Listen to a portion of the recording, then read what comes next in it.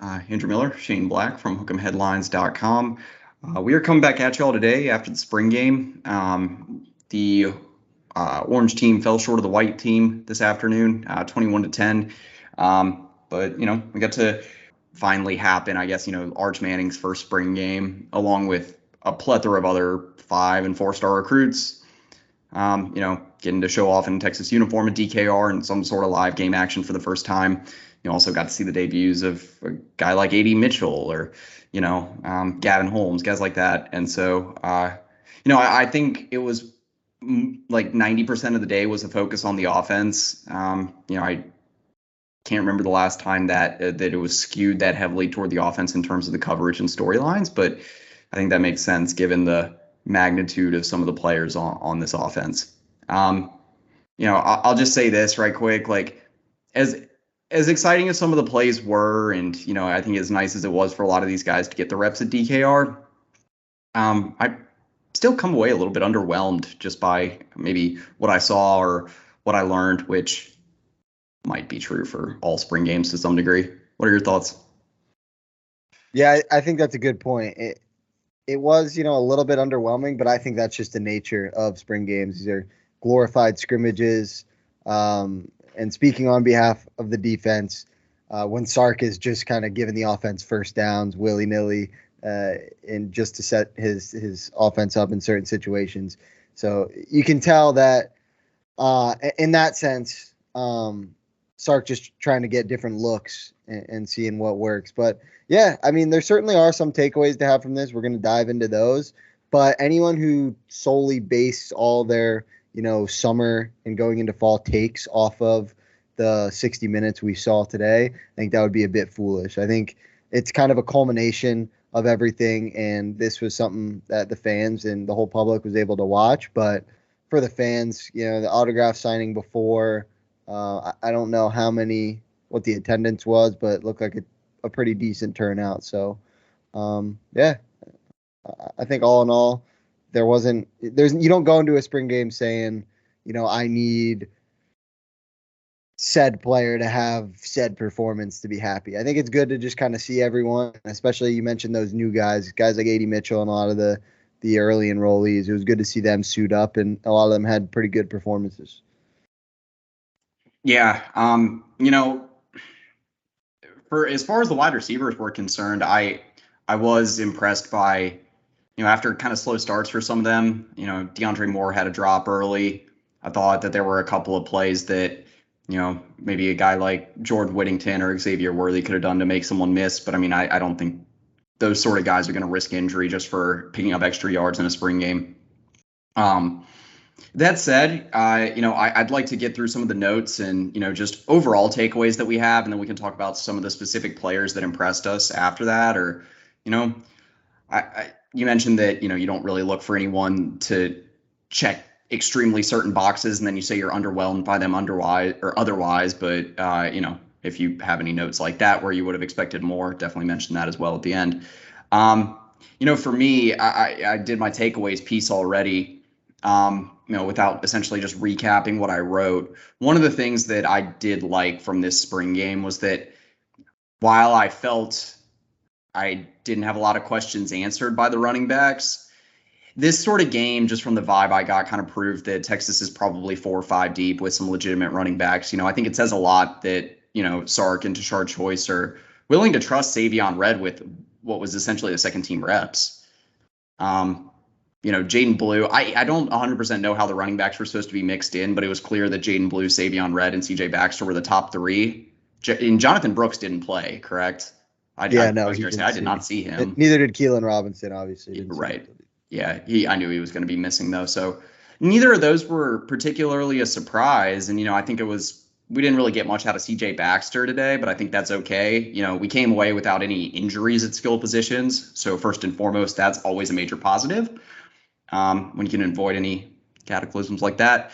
I'll say this about the running backs. Yeah, I think they're about 4 or 5 deep right now, and I am still pretty certain that the top 2 are going to be CJ Baxter and Jonathan Brooks.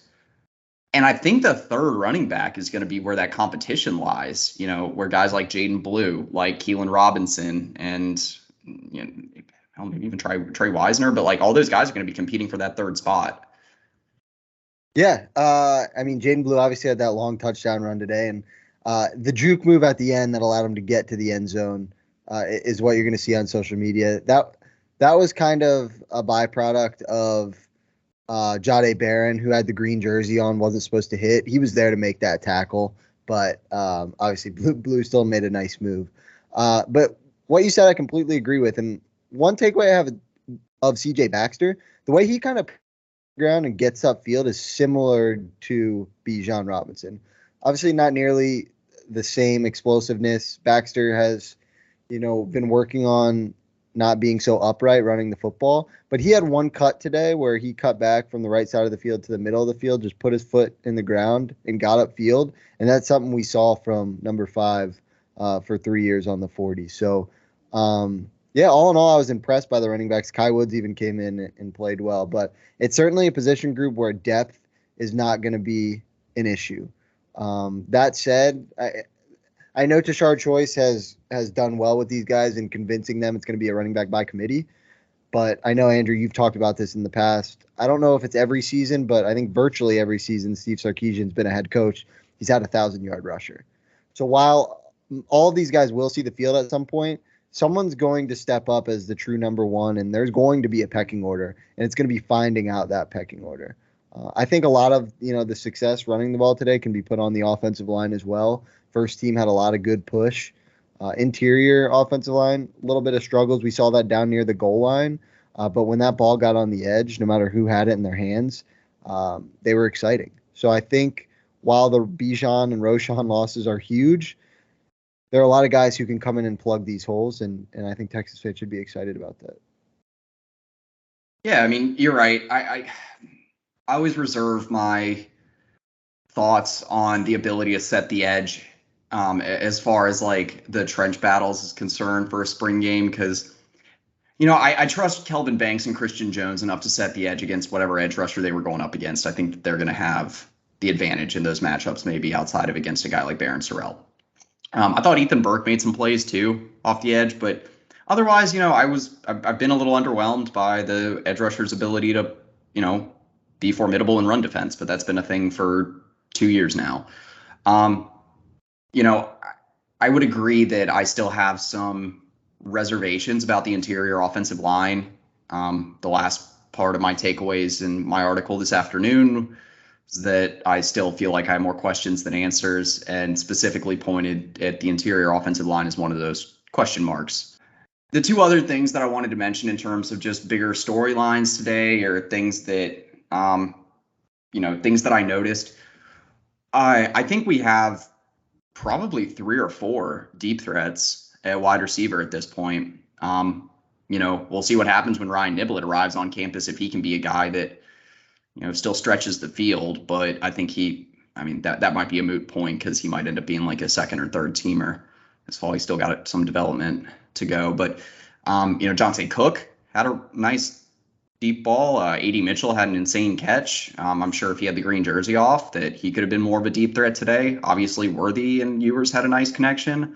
I think that there's some validity to DeAndre Moore slipping up the seam every once in a while. And I mean, Isaiah Nayor, once he comes back, that's another deep threat you have in the mix. So, just seeing the deep ball connect in this game was really nice, because you really only got that one highlight last year that was Quinn Ewers to Isaiah Nayor. And, while that was a really nice play to see in the spring game, it was all a moot point because Isaiah Nayor missed the entire season with injury. So, I liked that. That's about all I got for takeaways. Yeah, I mean, I like the way that the ball was spread around on the offensive side. Xavier Worthy 4 catches, Jordan Whittington 5, and A.D. Mitchell was 6. So I thought that was a good sign. Ewers wasn't just hunting Worthy. It was good, really good to see Ewers and Worthy connect. I believe it was in the first quarter on that deep throw, just with kind of all the hoopla to end last season between the two. And Maalik Murphy, when he had the so I agree with what you're saying about DeAndre Moore. The focus, unfortunately, people are going to talk about his drops, but the fact was he dropped those balls, but he was in position to make a play. Like, he got open and he beat guys deep. So while the drops obviously aren't a great thing, he's an early enrollee. That can be fixed. His straight line speed and his ability to make people miss is harder to teach. So I thought that was a good sign. You mentioned Jonte Cook with the long touchdown. I thought Maalik Murphy's ability to kind of shake off the drops, because DeAndre Moore dropped a couple of his balls, and then immediately go back to attack mode, is something you want to see out of a quarterback. And he did that immediately, finding Jonte Cook on the next deep ball. So Maalik Murphy played with a ton of confidence, and the way the ball jumps off his arm is crazy. As Sark said, that he has the most powerful arm in this QB room, and I don't think after watching that game there's any question. There's one more storyline I want to talk about, because I think that this is going to be a big storyline heading into the fall. I'm not going to base it off the spring game today, but just based off the entire bodies of work that you got for both quarterbacks this spring, who do you feel like has the leg up for the backup job heading into the fall? I mean, I'd have a hard time not saying Maalik Murphy at the moment. Yeah, I mean, with what Malik did today, like you said, it's not based off one game, but he looked really good. And that's kind of what we've been hearing throughout all 6 weeks of spring practice. I think that can partly be attributed to kind of the system Sark has set up. I mean, people are quick to forget Maalik Murphy has been in the system for over a year at this point. So he has, in that sense, a leg up on Arch. And you could tell he was more comfortable in the offense. He was able to let things develop. Arch didn't get the best protection, but he was quick to leave the pocket. And Malik kind of stood in there and trusted his arm. And I think you could tell that Murphy was a lot more comfortable. It led him to play better today. And over the 6 weeks, I think going into the summer, you got to think that Murphy's going to be QB2 come fall. That said, Arch is a guy who we heard a ton of great stuff in spring practice, didn't put it all together today. I don't think that's a huge issue. I think definitely a little nerves at play, but he's a guy who learns quicker than a lot of people. So, the next 3 to 4 months ahead of fall camp for him, I think he's going to come out in August and maybe even be kind of a different guy than we saw today. He absorbs things quick and he translates them quick as well. So, well, I don't think Murphy did anything to lock up the QB2 job today. I think he did solidify himself as kind of a leg above Arch after spring practice. For sure. I mentioned that actually in my post-game piece today, is that Arch, I mean, maybe he didn't have the best spring game, but who's going to remember that in 2 years? Yeah. But Malik, yes, I think he showed a lot of confidence and rhythm and composure. Composure, not really a huge thing for a spring game because you don't have actually, it's really just simulated pressure coming at you. But his mechanics looked good. I'll get into this in a second because we'll talk more about this on, like kind of standouts part of this video. But I would agree. Like I said, I think Malik is going to have the edge heading into the fall. But, Arch got right down to business this semester. And I'm sure if there's anyone that would watch film nonstop on a spring game and try to fix what they did wrong, that's the type of mentality that Arch brings to the table. So, this is not the last conversation that we are going to have about this backup job. Let's go and talk about some of the players that impressed each of us. I guess it's cat's out of the bag that we're both going to say Maalik Murphy. Maybe you won't, but that was the first name for me because I thought he settled in nicely. I mean, that 79-yard deep ball to Jonte is what people are going to be talking about for a while. He had a nice throw to DeAndre Moore, and a couple of other pretty good reads on deep and intermediate targets. I think that ended up going incomplete, had a couple of drops as well. His adjusted completion percentage would probably end up looking pretty good for this spring game. But like I said before, his mechanics, that was one of the biggest mechanics, and confidence, I think, were the two biggest pluses to me. The fact that like a lot of the adjustments that Sark and Milwee are trying to make to his throwing form, it looks like a lot of them are paying off and setting in for him already. And just it'd be really easy for him to come into this spring game and look shaky and, maybe be a little bit slow on his reads and his timing. But he looked the part of a guy that was a top 50 or top 100 rated recruit out of high school. And, there's not much more that I can say on that than that I am very impressed with the way he showed out. Yeah, he has sort of an alpha mentality, and this is kind of what the reports have been since he stepped on the 40 acres. But I think you really saw that today.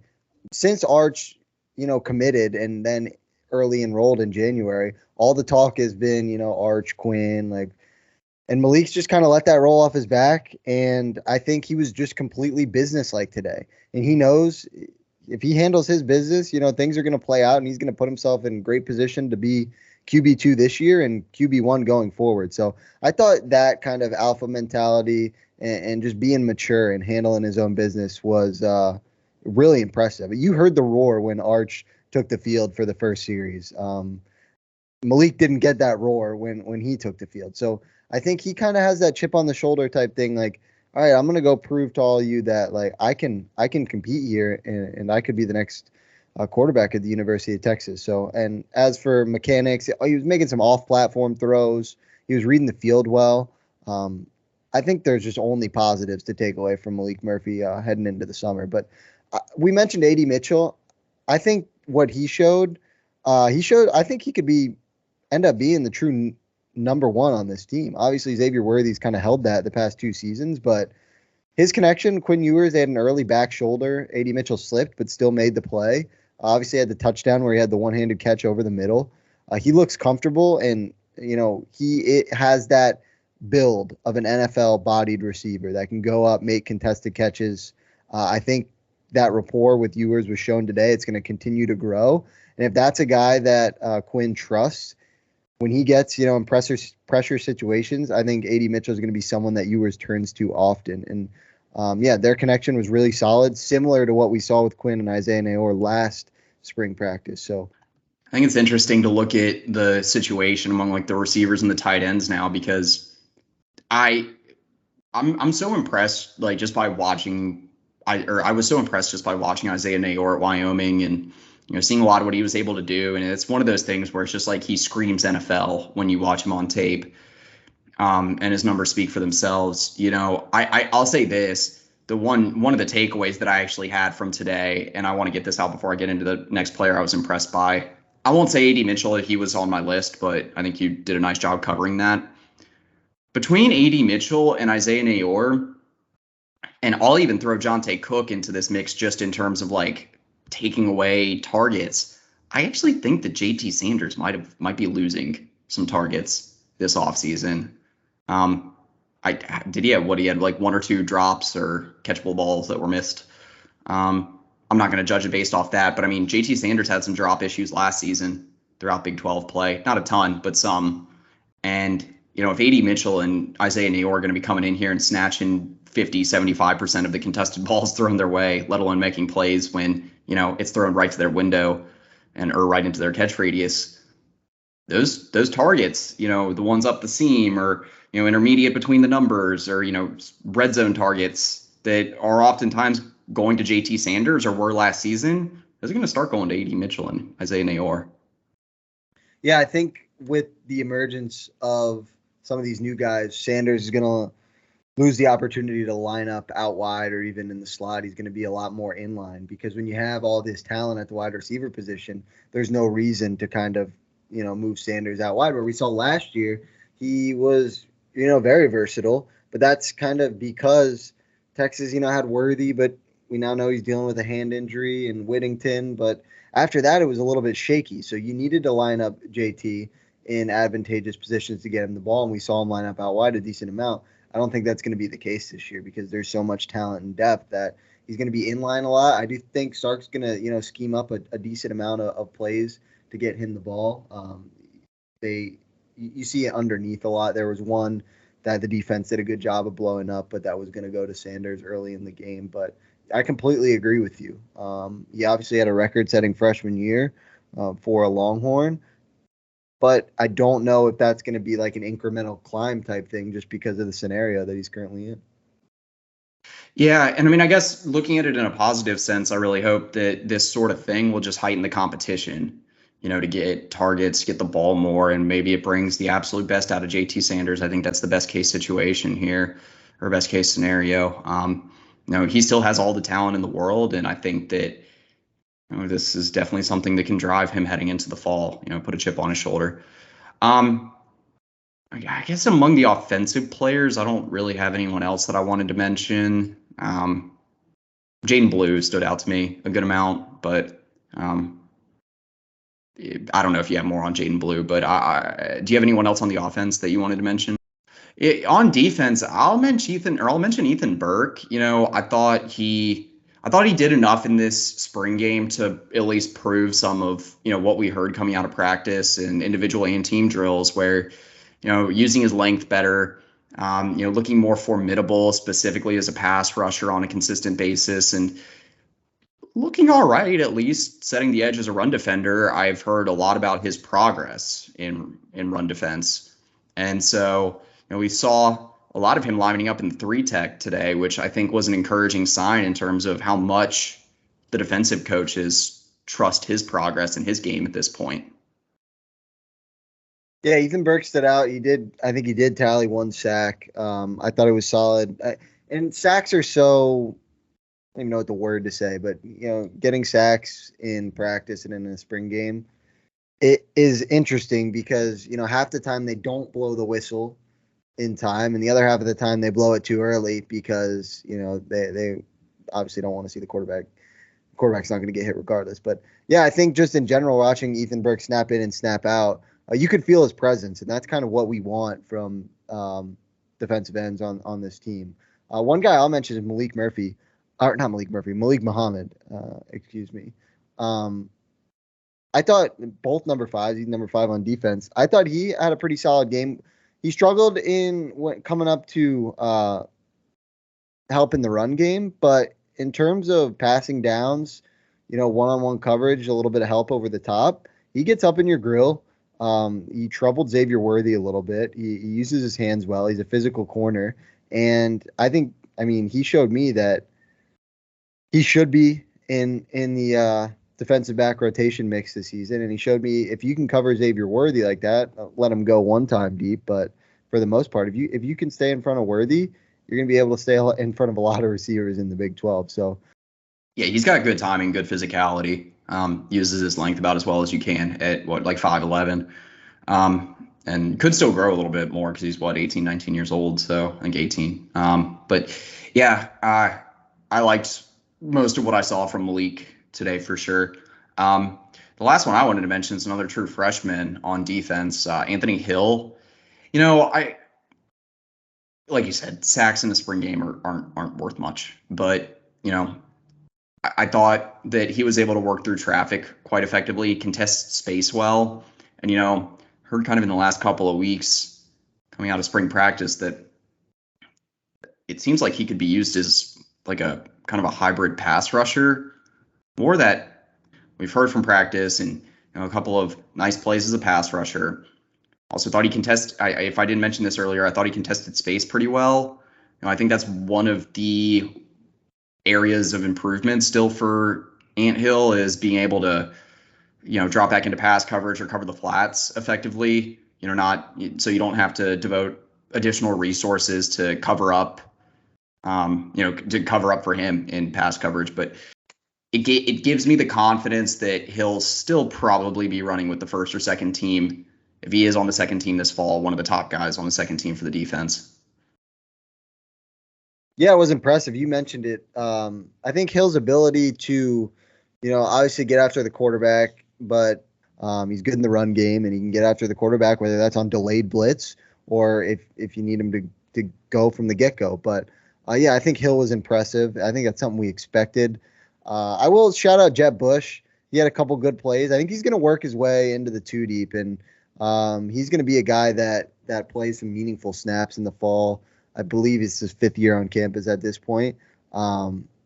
He knows what he's doing. He knows where to be. And at this point, he's physical enough and he wants to be in the mix. And at the goal line, he made a couple nice plays. So I just want to give a shout out to Jett Bush. I think that he is going to be someone that you hear his name a lot come the fall. The rest of it, though, I would hope that the secondary gets a little bit healthier. It seemed like there were some guys banged up. There were a lot more guys wearing the green jersey today than I figured there would be. Yeah. Which I get playing it safe. Kind of surprised with Jahdae Barron. But Gavin Holmes sounds like he's been practicing through an injury. Jalen Catalon not out there. So, a lot of injuries in the secondary. But hopefully heading into the fall, a lot of that's cleaned up. I will mention, I believe DJ Campbell has a hand injury that's going to keep him out 6 to 8 weeks. That I did hear. So that was one of the more significant absences. Do you have anything else for the spring game, though? I think that was it for my standouts, notes, takeaways, that sort of stuff. I think overall it was a pretty clean game, which is kind of what you want to see. Two good units kind of battling, and I think coming out of the spring game, we mentioned this at the top, a little underwhelming. I think that's not a bad sign at all. If you're overwhelmed by anything that happens in the spring game, I think that is a bad sign, because a lot of times that means something bad happened. Also, no real injuries. CJ Baxter and Jaden Blue kind of both limped off at the end. Might have been stingers, might have been cramps. So getting out of the spring game injury free, as well as there wasn't a unit out there that looked like they were well behind anyone else. So I think that's a great sign, and that's kind of what you want to see heading into year 3 with Sark. He's got his guys in now, and he feels confident about the trajectory of this program. Yeah, that's a good way to put it. I'll leave it on this as well, just for this entire video. We got post-spring coverage coming up.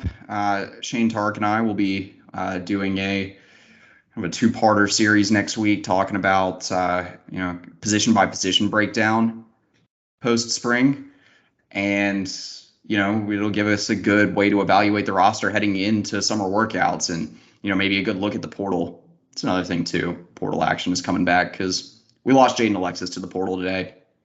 I guess I should mention that. But yeah, I'm sure we'll have more news on the portal front as well. But anyway, for Shane Black, Andrew Miller from Hook'emHeadlines.com, that's pretty much it. Welcome.